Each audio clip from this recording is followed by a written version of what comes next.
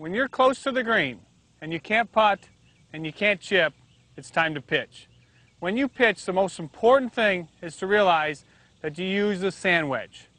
Sand wedge is used by golf professionals all the time around the greens when they need to get the ball up in the air and stop it quickly on the green. The sand wedge is your most lofted club, and it also has a flange on the bottom that when used properly will actually give you a little bit of room for air. It will allow the golf club to slide a little bit underneath the golf ball. So when you're pitching, it's important that the club face is at least a little bit open. You'll vary the openness of the club face depending on how high you want to hit the shot and how quickly you want it to stop.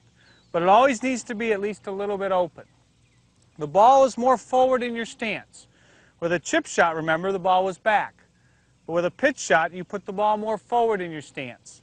A little wider stance. I'm letting out on the club. I don't want to choke down when I'm playing a pitch shot. I want to let out on the club a little bit. The most important thing to realize is that when you take the golf club back, you want that club face to open a little bit. The club face should open a little as you go back and then slide underneath the golf ball as you come through.